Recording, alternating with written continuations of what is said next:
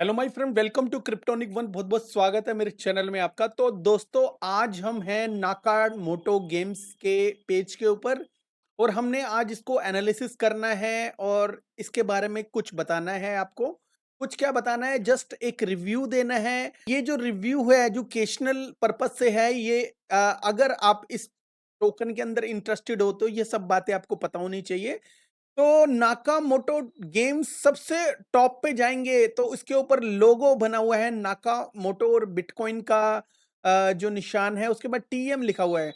तो दोस्तों, सबसे पहले मैं बता दूं, ये इन्होंने ट्रेडमार्क ले रखा है इसका। तो और कोई इसका ट्रेडमार्क ले नहीं सकता है। तो नाकामोटो गेम्स का जो ट्रेडमार्क है वो रजिस्टर्ड है। अब कौन सी कंट्री से है ये मैंने इनसे पूछा है, थोड़े टाइम में ये बता देंगे। और नाकामोटो स्ट्राइक और ये सब कैंडी शॉप, ये सब गेम्स हैं। और इसके ऊपर जो गेम्स है खेलते हैं जो लोग, उनसे जो इनकम जनरेट होती है, वो जनरेट होने के बाद वो इनकम में से कुछ पार्ट बर्न हो जाता है। ठीक है, तो बहुत सारी हैं और ज्यादातर इस पे फ्री की गेम्स हैं। अगर कोई खेलता है तो उसके साथ साथ बर्निंग का भी इकोसिस्टम चलता है। मेरे ख्याल में तो बर्निंग का एग्जैक्ट डाटा तो इनके पास भी नहीं है, लेकिन कहीं न कहीं ये छोटे-मोटे लेवल पे बर्निंग हो रही है। तो दोस्तों, इसके फर्स्ट पेज पे अगर जाएँगे तो इसके फ्री टू प्ले का ऑप्शन है, बहुत सारी गेम्स के साथ अटैच्ड है।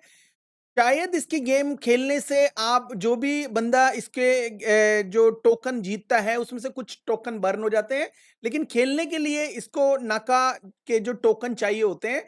ठीक है? अब जाते हैं टोकन इन्फॉर्मेशन की तरफ। नाका मोटो जो कॉन्ट्रैक्ट है वो भी इसमें बताया गया है, तो हम कॉन्ट्रैक्ट को भी देख लेते हैं। तो इसमें होल्डर्स जो है 7,733 है और जो टोटल जो सप्लाई है 180 मिलियन के आसपास है। तो 180 मिलियन यहाँ पे दिखा रहे हैं सप्लाई, लेकिन इसमें काफी कुछ सप्लाई जो बर्न हो चुकी है।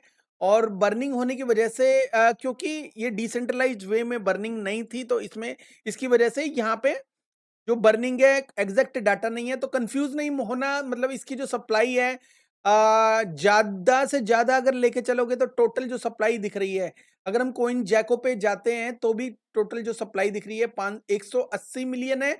लेकिन कहीं ना कहीं हम कंसीडर करते हैं तो 120 मिलियन के आसपास या 130 मिलियन के आसपास इसकी सप्लाई होगी। दोस्तों, नाका मोटो गेम्स के जो तीन प्रोडक्ट हैं, एक तो मार्केट प्लेस है और एक मार्केट प्लेस है और दूसरा इनका जो है पी टू पी मार्केट और तीसरा इनका मेटावर्स मैप है। मतलब इनके कुछ प्रोडक्ट के बारे में और बता देता हूं मैं आपको। इनका एक नाका स्वैप है, डेक्स है। तो मतलब ये नहीं कह सकते इन्होंने शुरू से लेके आखिर तक अपनी ही डेक्स बनाई है। तो बस इन्होंने स्वैप के लिए ओरियन जो है उसका हेल्प ली है। और स्टेकिंग है, हालांकि स्टेकिंग अभी अवेलेबल नहीं है। और रेफरल इकोसिस्टम है, तो इसमें कुछ भी बाय करने के लिए, कुछ भी चीज करने के लिए अगर कोई रेफरल करता है उसको नाका जो टोकन है उसको मिल सकते हैं। दोस्तों, अगर इनका ब्लॉग वगैरह देखते हैं तो इसमें अपडेट है जो digital future how Nakamoto game is Pioneer web three gaming revolutions. तो कुछ ना कुछ उसमें जो है चीजें चलती रहती है। ठीक है, टूर्नामेंट्स है, जैसे यहाँ पे स्ट्राइक टूर्नामेंट्स है, 3 दिन पहले ये स्टार्ट हुआ था। नाकामोटो गेम्स का एक और जो है एक्साइटिंग डेवलपमेंट्स के बारे में ये सारा जो ब्लॉग है। तो ऐसे ही ये अपडेट्स तो टाइम टू टाइम दे रहा है। ऐसा कुछ नहीं है कि ये भाई ये अपडेटेड नहीं है। और सारा कुछ यहाँ पे तो ठीक ठाक लग रहा है मेरे को अभी तक। और इसके अलावा तो अगर हम इनकी जो ट्विटर के ऊपर जाते हैं तो ट्विटर के ऊपर जो इसके फॉलोअर्स हैं वो 161,000 है, मतलब 161,000। तो ये बहुत अच्छा फॉलोअरशिप होती है मेरे हिसाब से। और इसके अलावा यहाँ पे काफी कुछ इंफॉर्मेशन ये डेली बेसिस पे देते रहते हैं कि नाका पंक्स करके ट्रांसफॉर्मिंग वेब थ्री विद नाका Punk's, get your unique web three identity from 10K NFT collection. तो ये NFT कलेक्शन लेके आ रहे हैं मार्केट में। और जो प्लस फ्री नाका SDK air drop as an owner secure your now. तो जो भी इनको बाय करेगा वो उसको कुछ नाका जो टोकन है वो फ्री में दिए जाएंगे। अगर इनका रोड मैप देखते हैं तो रोड मैप में जो 2023 का जो रोड मैप है देखते हैं, क्योंकि जो मेनली हमें 2023 का देखना है। 2023 का भी क्वार्टर 1 का इनका कंप्लीट हो गया है और ये जो आगे 2023 का जो क्वार्टर 2 का भी इन्होंने कंप्लीट कर दिया है। तो 2023 का जो क्वार्टर 3 का है वो देख लेते हैं। लॉन्च स्ट्राइक फोर्स, ये स्ट्राइक फोर्स जो लॉन्च करेंगे और इन्होंने जो 2023 में जो क्वार्टर 3 में नाका मोबाइल गेमिंग एप्लीकेशन, तो मोबाइल गेमिंग एप्लीकेशन इन्होंने स्टार्ट करनी है। लॉन्च इन ऐप परचेजेस, तो इसमें जो लॉन्च करेंगे तो ऐप को मतलब ऐप के अंदर ही परचेजिंग का भी ऑप्शन रखेंगे। Launch bitcoin lightning wallet integration, इसका मतलब कि बिटकॉइन से भी बाय कर सकेंगे। तो बिटकॉइन का जो लाइटनिंग नेटवर्क है इसके साथ इंटीग्रेट करेंगे ताकि कोई भी एनएफटी या कोई भी गेम से रिलेटेड चीज हो एनएफटी के साथ वो खरीद या बेच कर सके। ठीक है। Launch multi chain asset from dose chain, reef chain and नाका वर्स। तो डोज चेन और रीफ चेन के साथ भी इनका इंटीग्रेशन होने वाला है। लॉन्च सेली जो कलेक्टिबल कार्ड गेम, तो most of the gaming token जो होते हैं वो कार्ड गेम से भी रिलेटेड होते हैं। तो कार्ड गेम से रिलेटेड भी है, तो कार्ड गेम भी आएगा फ्यूचर में। तो 2023 का तो ये है, अपडेट्स आने वाली है। और 2024 का भी एक बार थोड़ा सा देख लेते हैं। लॉन्च नाका वर्स 2.0, तो 2.0 नाका वर्स लॉन्च होगा और ऑफ कोर्स इसमें मेरे ख्याल में इनकी जो वेबसाइट बड़ी स्लो है वो अपडेट करेंगे। और इसके साथ साथ जो ये बोल रहे हैं कि launch 500 plus web GL games on platform, 500 games के आसपास ये लॉन्च करेंगे। मतलब अभी भी होंगी प्लस 500 प्लस गेम्स बहुत ज्यादा होती है फ्रेंड्स। तो लॉन्च 50 प्लस ए गेम्स। तो दोस्तों मार्केट में बहुत सारे जो इकोसिस्टम है उनकी गेम्स वगैरह लॉन्च हुई है जो वेब 3 से रिलेटेड है, लेकिन ट्रिपल ए जो गेम है हर किसी प्रोजेक्ट के पास नहीं है। ट्रिपल ए गेम का मतलब ये एक क्वालिटी की गेम होती है, नंबर 1 गेम होती है। तो ये कह रहे हैं लॉन्च करने के लिए, कॉस्ट इफेक्टिव भी होती है और ये दिखने में भी बहुत अच्छी होती है। लॉन्च 100 प्लस पीसी गेम्स, तो जो 100 गेम्स जो कंप्यूटर पे खेली जा सके वो लॉन्च करने वाले हैं और 100 प्लस मोबाइल गेम्स। तो 100 ही ये 100 प्लस जो मोबाइल गेम्स, मोबाइल के अंदर जो गेम्स इंटीग्रेशन, बिकॉज मोबाइल में काफी गेम्स खेली जाती है तो उसका भी ये सोच रहे हैं दोनों का। तो 100 पीसी गेम्स और 100 मोबाइल गेम्स ये 2024 में करेंगे। ठीक है। और एक्सटेंड वो जो मल्टी चेन ऑलरेडी बताया मैंने 2023 में तो होगा ही होगा, और उसके अलावा इसको बढ़ाएंगे अदर ब्लॉकचेन के साथ भी। तो वो होगा BNB chain, Solana, Avalanche, Near and Tron and Fantom, Elrond and Wax Wax. तो दोस्तों इसमें जो अपडेट्स है बड़ी जबरदस्त। तो असली जो अपडेट्स है 2024 में है और 2024 के बाद बुल रन भी एक्सपेक्ट करते हैं, मतलब 25 के आसपास। तो ये अपडेट्स तो इन्होंने काफी कंप्लीट भी कर दी है और जो रह गई है वो 2023 में अब जो पार्ट 3 है इसके अंदर देख लेंगे। और 2024 में जो है वो मेन है, बिकॉज मुझे ऐसा लगता है कि 2024 में जो एडॉप्शन है क्रिप्टो की वो बढ़ने लग जाएगी। ठीक है। और इसके अलावा मैं कुछ और भी आपको बता देता हूं कि ये जो एक्सचेंज है इन्होंने हेल्प करने में, इसकी जो डेक्स है इसको बिल्ड अप करने में हेल्प की थी। कुछ मेजर चीजें मैं आपको बता देता हूं। सबसे पहले इसकी जो मार्केट कैप है वो 18 मिलियन है।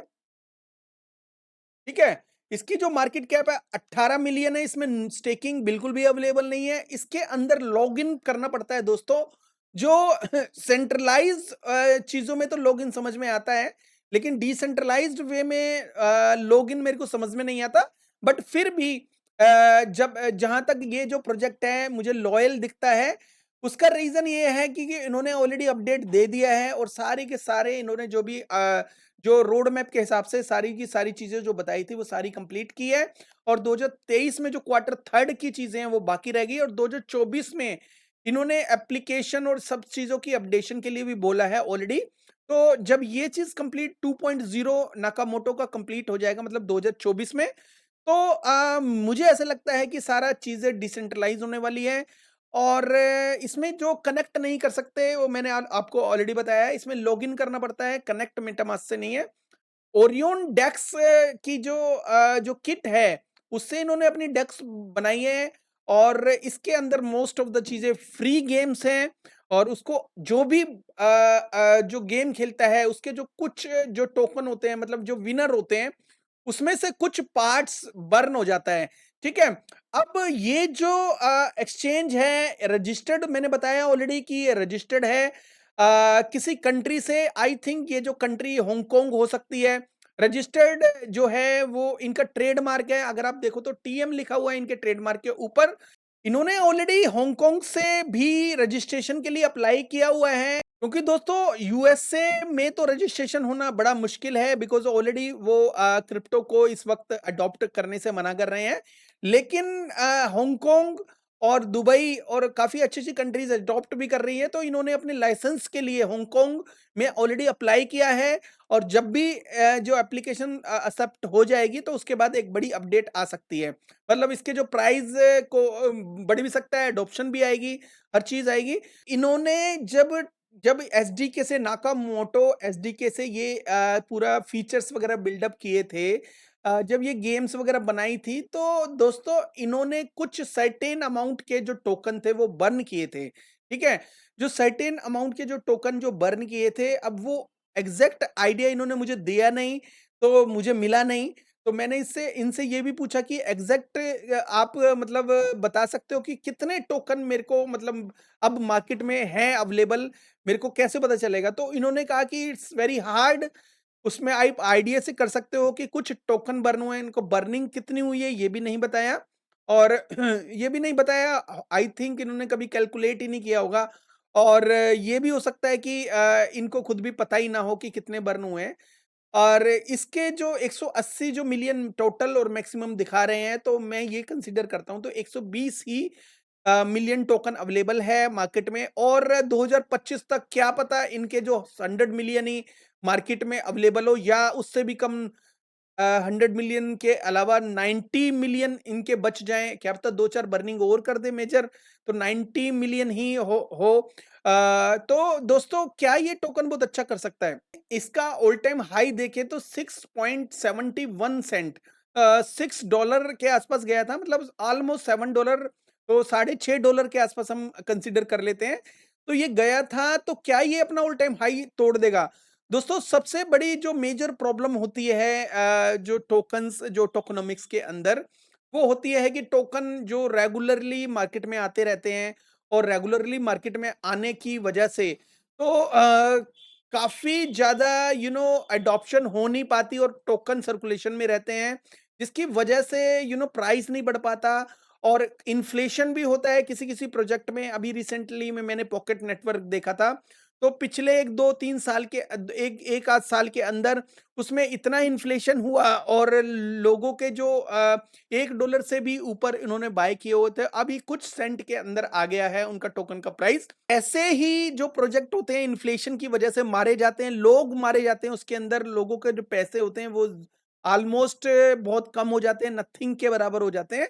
तो इसके अंदर एक खास बात ये है कि 180 मिलियन जो दिख रहा है वो नहीं है कम है इन्फ्लेशन मुझे कुछ खास दिखी नहीं इन्फ्लेशन इसके अंदर है नहीं और और इसकी जो सर्कुलेशन सप्लाई है वो 64 मिलियन के आसपास है तो दोस्तों तो अगर आप सोचो कि इसमें जो सर्कुलेशन जो सप्लाई में इन्फ्लेशन होगा तो इन्फ्लेशन अच्छा एक चीज हो रहा है कि जो 64 मिलियन नहीं है मैंने कहीं पे देखा था इनकी जो सप्लाई है ठीक है 74 मिलियन 74 मिलियन के आसपास है तो 100 मिलियन या 90 मिलियन के आसपास हम देख कंसीडर करते हैं इनकी सप्लाई 2025 में होगी उस अब जो 74 मिलियन ऑलरेडी इनकी मार्केट में अवेलेबल है तो समझ लो कि और ज्यादा तो इसमें इन्फ्लेशन होगा नहीं अगर होगा भी तो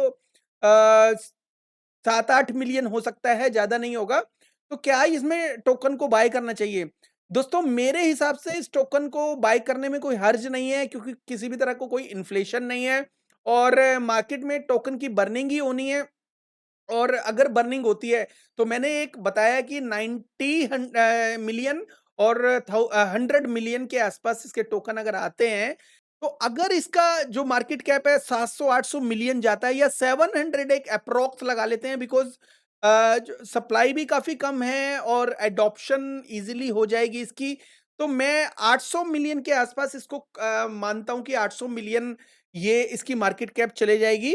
तो 800 मिलियन के हिसाब से अगर मार्केट कैप जाती है तो मैं इसका एक प्राइस आपको एक कैलकुलेटिव प्राइस एक एजुकेशनल पर्पस से मैं इसका प्राइस बता देता हूँ दोस्तों।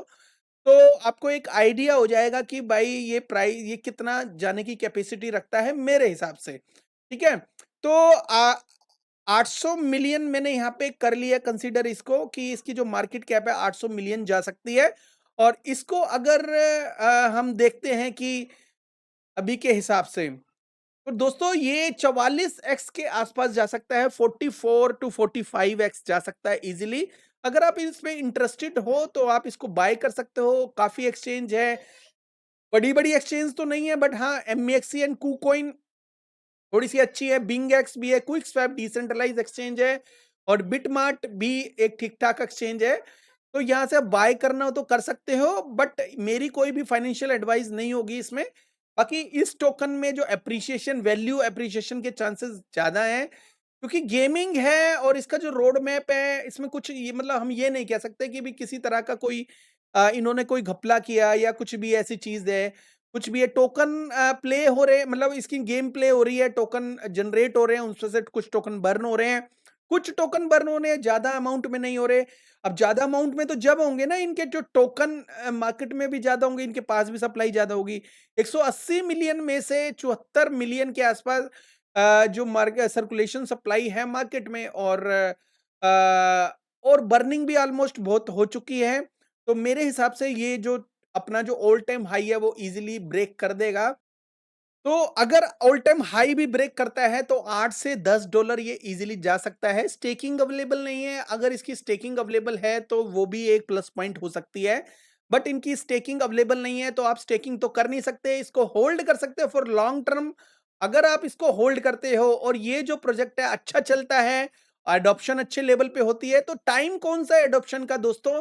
तो मैं आपको ये एक आइडिया देता हूं कि इसको अगर आप बाय करना है तो 20 टू 25 सेंट के आसपास इसको बाय करना, क्योंकि मार्केट में डंप जो है वो और आ सकते हैं, बीटीसी और डाउन जा सकता है और जो कोई भी बैड न्यूज आई, छोटी मोटी बड़ी कैसी भी बैड न्यूज आई, तो ये जो आपको इजीली 20 टू 25 सेंट में इजीली मिल जाएगा, तो वो कंसिडरेबल होगा वहां पे बाय करने के लिए।